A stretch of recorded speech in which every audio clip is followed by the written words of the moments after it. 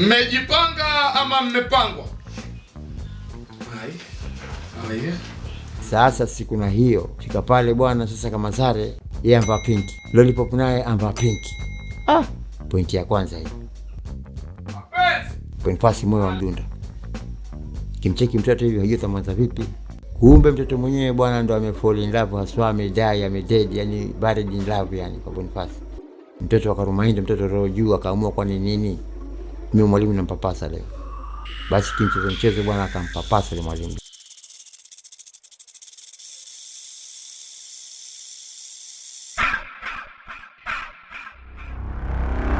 Asarara. Asia kama bwana direct current na alternating current zote zimekuja kwenye kichwa.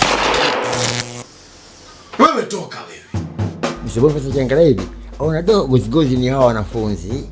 Okay, hamna noma right. Wewe kuna corona, wewe na huyu mko karibu, wewe na yule mko karibu. Sasa hivi get out. Sasa kacheke kaona hawa dawa kwa timu moja baada moja. Kwanza shule naifunga hii. Naifunga kabisa officially closing this school. Toka teje. Mimi sielewi kwa nini wanataka. Mama Mabaruti pia wewe nenda.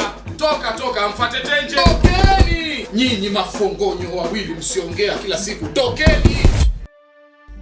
Boniface akishtukia bwana ambaki pweke yeye na Lollipop peke yake.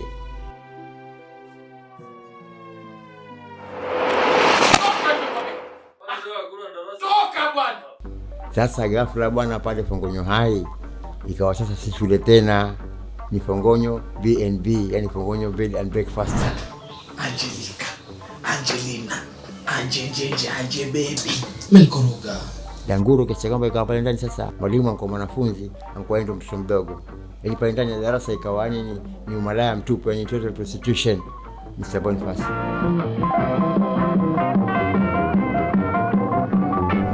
On the next episode of Mr. Boniface. Siendi mahali kabisa.